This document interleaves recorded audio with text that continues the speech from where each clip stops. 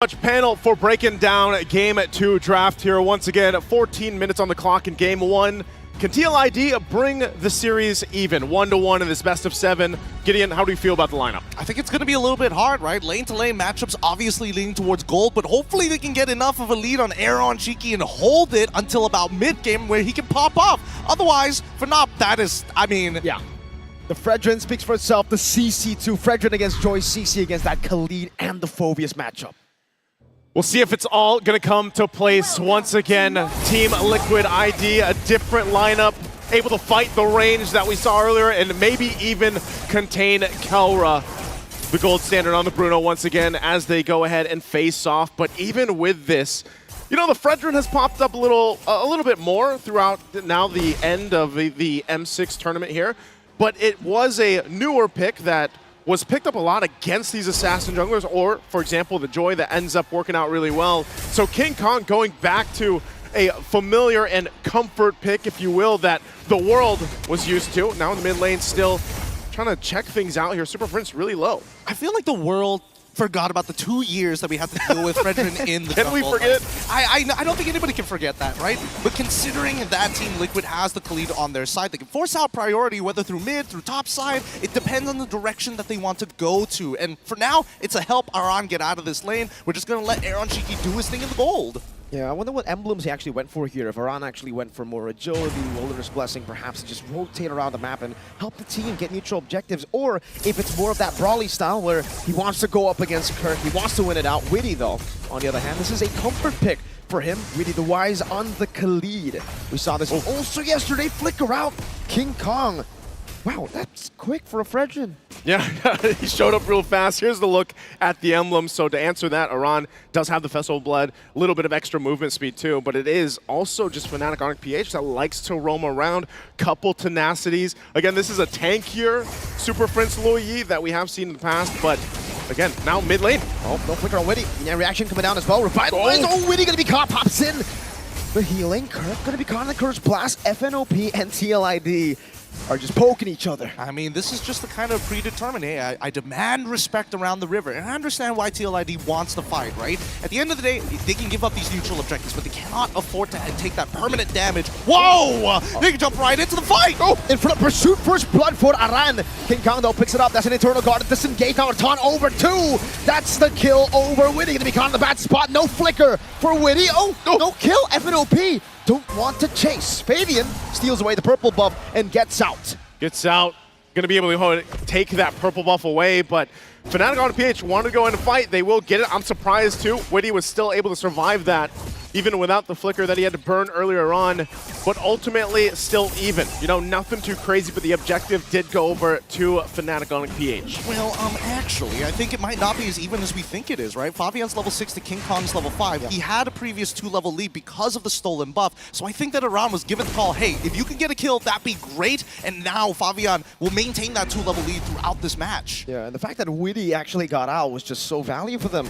They got the purple buff down below, though. It's going to be a gank. Onic, good use of the Death Sonata to get the AoE down on Kelra, and it clears the wave just in time to escape. Up top, Aran's actually winning this match. Oh, Kirk brought back again in front of pursuit. Oh, that was not the empowered skill one. Talk about the discipline, man. I mean, he held on to the vengeance. They're going to take a trip, though. Where's the top side? Fabian electrifying beats, gets him out to safety. Witty rotating as well. Raging Sandstorm, Super Prince flickers out. He forces the flicker as soon as possible. Super Prince in so much trouble, gets hit by the Eternal Guardian as well. Aran picks up the kill, another Infernal Pursuit. Now Brusco is going to be chased down. Witty rotating again, going in, looking for some damage, but Brusco should be fine. It'll be another trade on the board, and as TLID, we're capitalizing on FNOP's attempts. Now they pull ahead slightly more for Team Liquid ID. And now Super Prince, that's twice, right? Yo, to Kirk! Vengeance used up by Kirk. Can he get away? Witty will try to jump in. Infernal Pursuit. Kirk, so it goes to Brave by 1v2. Kirk slain by Witty up top. Okay, no pressure, no sweats there. They got the dive off, they got the kill that they were looking for, and still we see that the advantage is held by TLID. This is like a page out of the book we saw in Game 1 from FNOP, where the layering of the skills and the timing from TLID is on point so far. Now, can they maintain that? They've gotten themselves a nice, comfortable gold lead, 2K ahead. They're building in now, first items all locked in, but this, Aran again.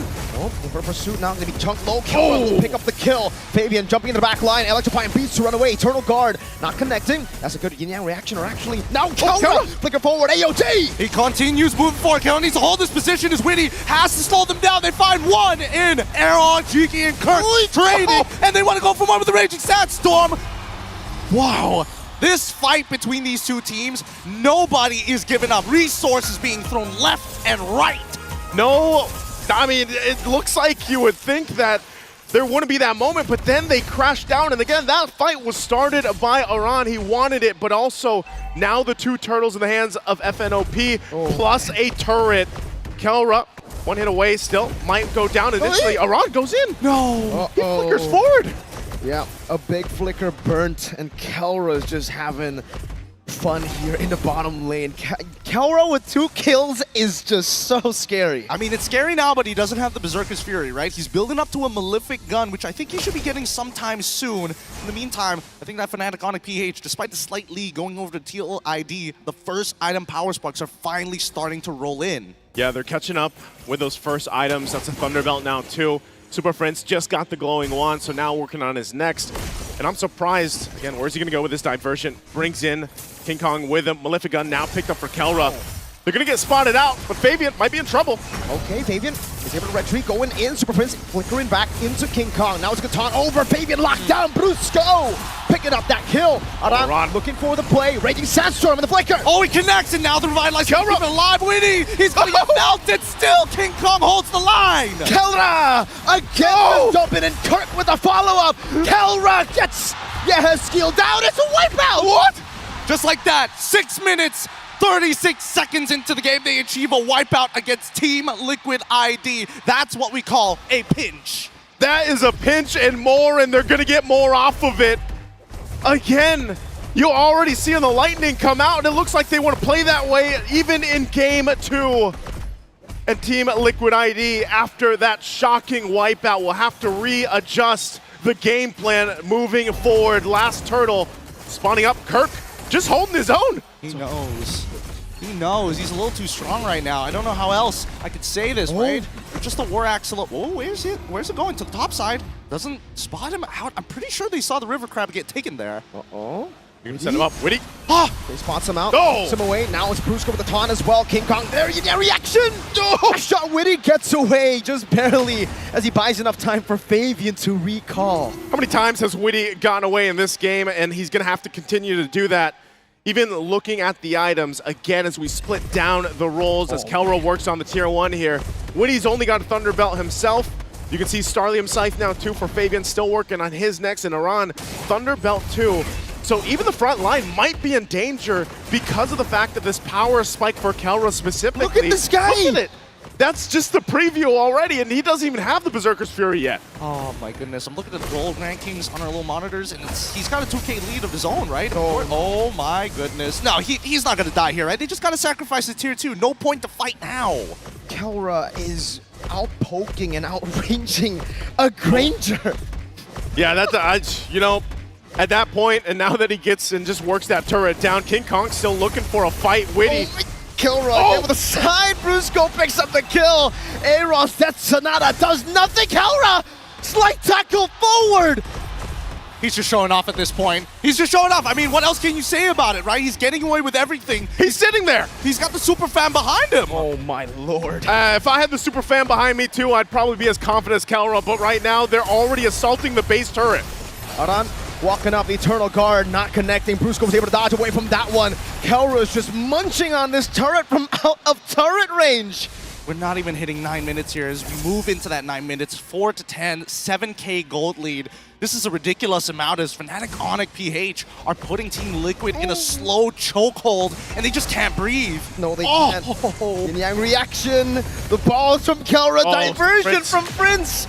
And the diversion is truly a diversion. The mid wave comes in and Kelra picks it up. Reggie Sandstorm flicker, Kelra! He's holding it forward. Around has to hold the line. He goes down. Brusco cuts them off. A double for Kelra. Again, the diversions will work in favor. Whether they send it forward or not, they make a win. And now working on the mid turret.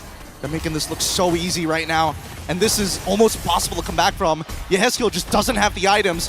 And with the next wave already crashing on, let's see how Fnatic Onic push through. Fabian on the backside. On it.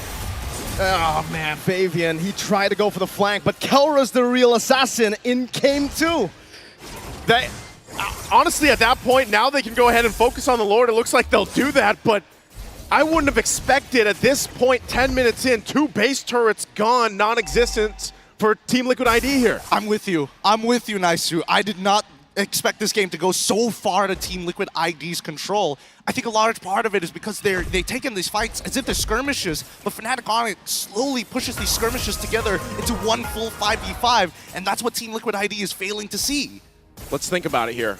Team Liquid ID, how do they adjust from this? They're 8,000 gold behind. There's no way they touch any area here around this Lord, so that's more so of what's the game plan for the base defense on this push-in. I feel like this is what we call in the business a checkmate angle for Fnatic Onic PH. They're not 10k, but they've got 2 inhibitor turns, which is already wild. This, with the Lord as well, I'm going to double check the items real quick on our monitor, and yeah, not enough of an item power spike. King Kong knows it, that they've got them in the triangle choke. That's the beast. King Kong is just standing there, getting vision for the team, and now they're looking for another siege. At this point, clearing up the waves. But again, as that Lord does make its way, they are going to work it down, but they just want this bottom turret down if they can fully expose the base. Lord making its way down the mid. And again, without those shields of being part of this defense, that's a big advantage for Fnatic Onic PH because they did the work earlier on. So they all just have to wait for this Lord to push in and then decide, do they end the game? Do they take a turret? How do they approach it? Let's see. Aran getting taunted back up. Oh my, Kelra's just dealing so much damage. Side tackle. Kelra got the monster kill. Fabian gonna be caught in the curtain call. Witty looking for an angle. Both base turrets taken now. Witty with a quick sand guard. Now they're going for the back line. Brusco is buying some time, but Kelra doesn't care anymore. He's going straight for the crystal to put it to a 2-0 for